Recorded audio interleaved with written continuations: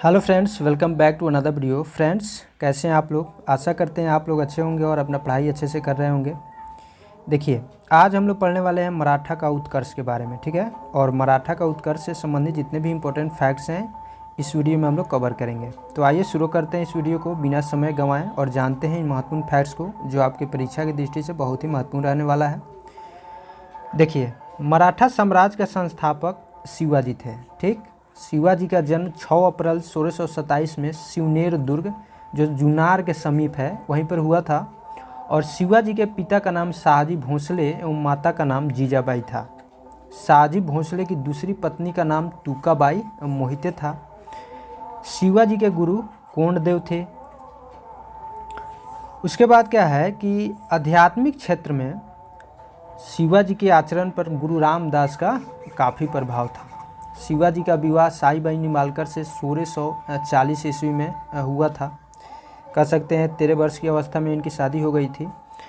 शाहजी ने शिवाजी को पूना की जागीर प्रदान कर स्वयं बीजापुर की रियासत में नौकरी कर ली।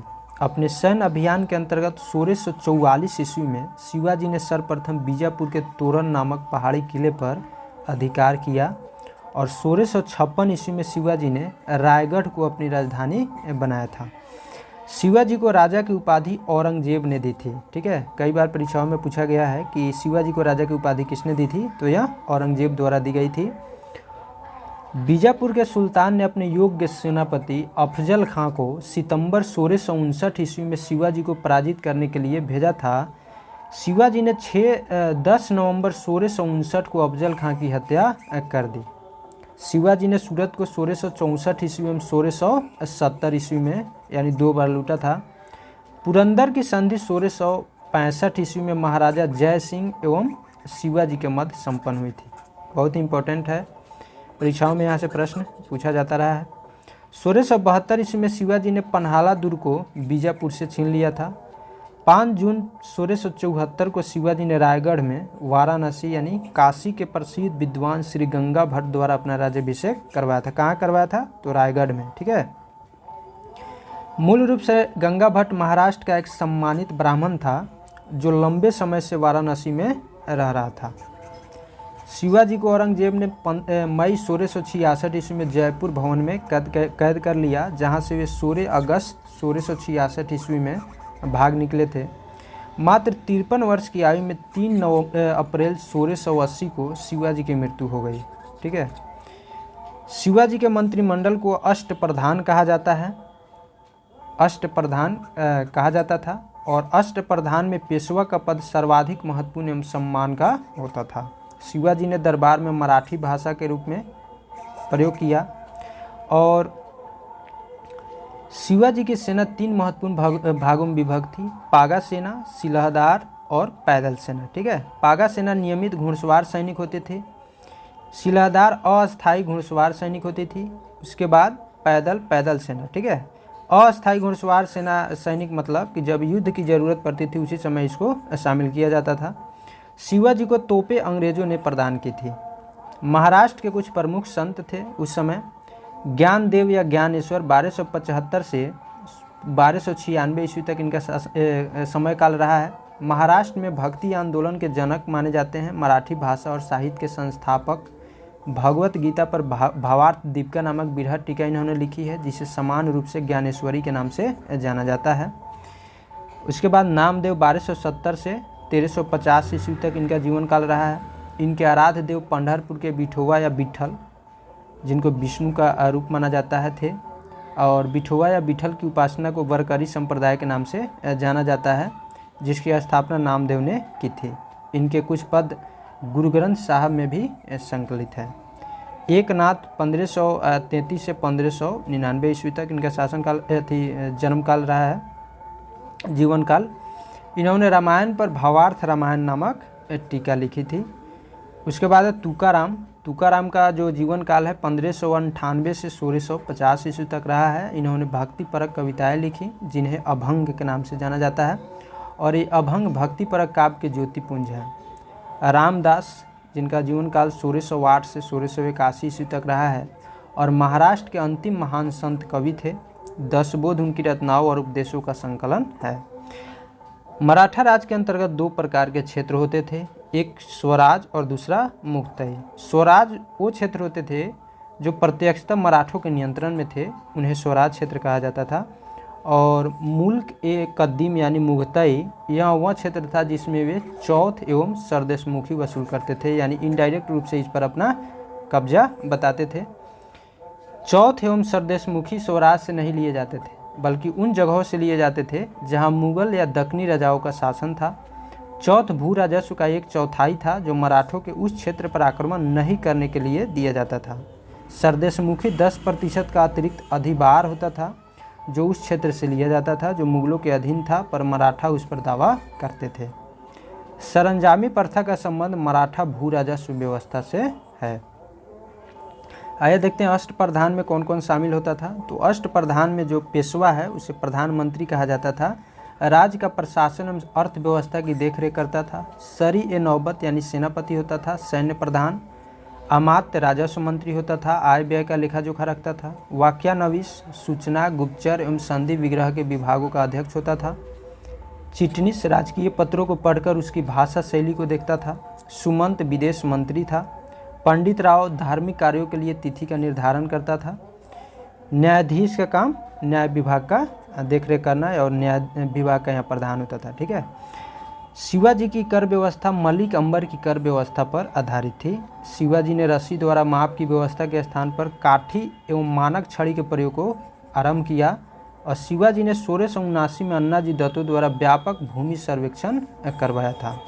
शिवाजी के समय कुल उपज का 33% भाग राजस्व के रूप में वसूला जाता था, जो बढ़कर 40% हो गया था। शिवाजी ने मुगल व्यापारिक केंद्र सूरत को 2 बार लूटा था, यानी 1664 एवं 1670 ईस्वी में। नेक्स्ट है शिवाजी के उत्तराधिकारी। ठीक है। शिवाजी का उत्तराधिकारी संभाजी थे। संभाजी ने उज्जैन के हिंदी एवं संस्कृत के प्रकांड विद्वान कवि कलश को अपना सलाहकार नियुक्त किया था। मार्च 1689 को मुगल सेनापति मरखरब खान ने संगमेश्वर में छिपे हुए संभाजी एवं कवि कलश को गिरफ्तार कर लिया और उसकी हत्या कर दी। संभाजी के बाद 1689 ईस्वी में राजा राम को नए छत्रपति के रूप में राज्याभिषेक किया गया। राजा राम ने अपनी दूसरी राजधानी सतारा को बनाया था। सतारा किसने बनाया राजधानी? राजा राम ने, जो संभाजी का छोटा भाई था। शिवाजी के किले की सुरक्षा के लिए नियुक्त अधिकारी कौन कौन थे? तो हवलदार किले की आंतरिक व्यवस्था की देखरेख करता था। सरे नौबत किले की सेना का नेतृत्व करता था। सौनीस किले की अर्थव्यवस्था, पत्र व्यवहार एवं भंडार की देखरेख करता था। राजा राम मुगलों से संघर्ष करता हुआ 2 मार्च 1700 ईस्वी में मारा गया और राजा राम की मृत्यु के बाद उसकी विधवा पत्नी ताराबाई अपने 4 वर्षीय पुत्र शिवाजी द्वितीय का राज्याभिषेक करवाकर मराठा साम्राज्य की वास्तविक संरक्षिका बन गई। 1707 में औरंगजेब की मृत्यु के बाद संभाजी के पुत्र शाहू, जो औरंगजेब के कब्जे में था, भोपाल के निकट मुगल शिविर से वापस महाराष्ट्र आया और शाहू एवं ताराबाई के बीच 1707 ईस्वी में खेड़ा का युद्ध हुआ, जिसमें शाहू विजयी हुआ था। शाहू ने 22 जनवरी 1708 ईस्वी को सतारा में अपना राज्याभिषेक करवाया। शाहू के नेतृत्व में नवीन मराठा साम्राज्यवाद के प्रवर्तक पेशवा लोग थे, जो शाहू के पैतृक प्रधानमंत्री थे।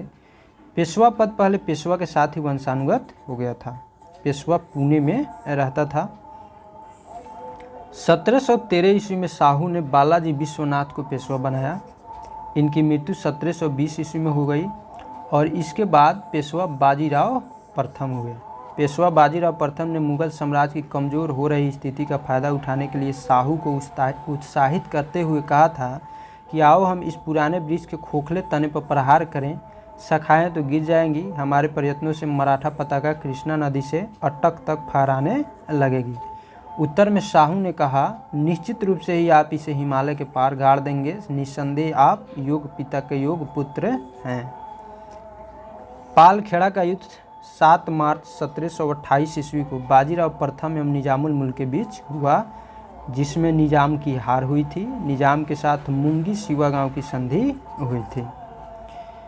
दिल्ली पर आक्रमण करने वाला प्रथम पेशवा बाजीराव प्रथम था, जिसने 29 मार्च 1737 को दिल्ली पर धावा बोला था और उस समय मुगल बादशाह मोहम्मद शाह दिल्ली छोड़ने के लिए भी तैयार हो गया था।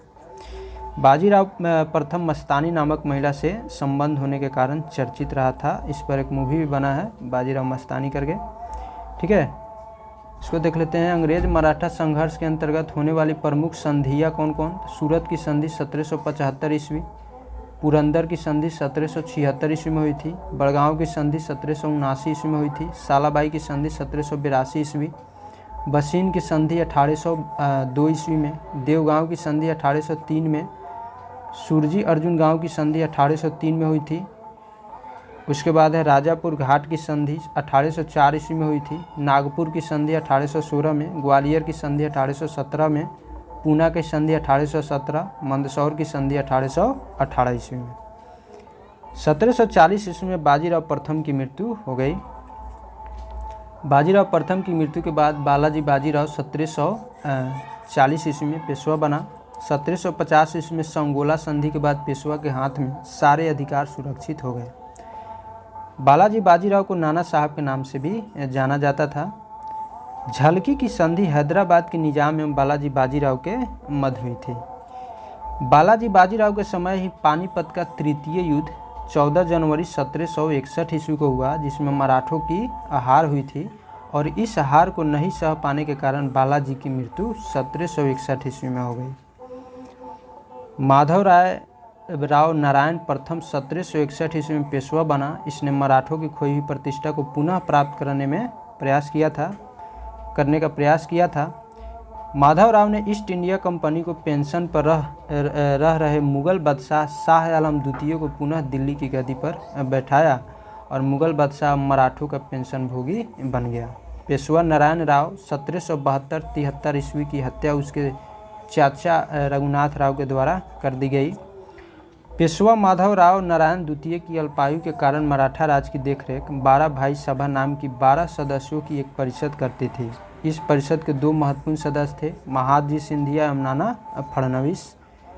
नाना फडणवीस का मूल नाम बालाजी जनार्दन भानु था और अंग्रेज जेम्स ग्रांट डफ ने इन्हें मराठों का मैकियावेली कहा था। अंतिम पेशवा राघवा का पुत्र बाजीराव द्वितीय था, जो अंग्रेजों की सहायता से पेशवा बना था और मराठों के पतन में सर्वाधिक योगदान इसी का था। यह सहायक संधि स्वीकार करने वाला प्रथम मराठा सरदार था। 1776 ईस्वी में पुरंदर की संधि हुई। इसके तहत कंपनी ने रघुनाथ राव के समर्थन को वापस ले लिया और प्रथम आंग्ल मराठा युद्ध जो युद्ध है 1782 ईस्वी में सालबाई संधि के साथ खत्म हुआ था और द्वितीय आंग्ल मराठा युद्ध 1803 से 5 ईस्वी में हुआ था और इसमें भोसले जो नागपुर में रहते थे अंग्रेजों को चुनौती दी थी और इसके फलस्वरूप 7 सितंबर 1803 ईस्वी को देवा गांव की संधि हुई थी। तृतीय आंग्ल मराठा युद्ध 1817 से 19 ईस्वी में हुआ था और इस युद्ध के बाद मराठा शक्ति और पेशवा के वंशानुगत पद को समाप्त कर दिया गया था। पेशवा बाजीराव द्वितीय ने कोरेगांव में अष्टी के युद्ध में हारने के बाद फरवरी 1818 ईस्वी में मेलकम के सम्मुख आत्मसमर्पण कर दिया। अंग्रेजों ने पेशवा के पद को समाप्त कर बाजीराव द्वितीय को पुणे से हटाकर कानपुर के निकट बिठूर में पेंशन पर जीने के लिए भेज दिया, जहां 1853 ईस्वी में उसकी मृत्यु हो गई। तो आई होप यह वीडियो आपको पसंद आया होगा फ्रेंड्स। वीडियो आपको पसंद आया तो प्लीज़ वीडियो को लाइक कीजिए, चैनल को सब्सक्राइब कर लीजिए। फिर मिलते हैं हम लोग नेक्स्ट वीडियो में नेक्स्ट टॉपिक के साथ। तब तक के लिए हंसते रहिए, पढ़ते रहिए। जय हिंद।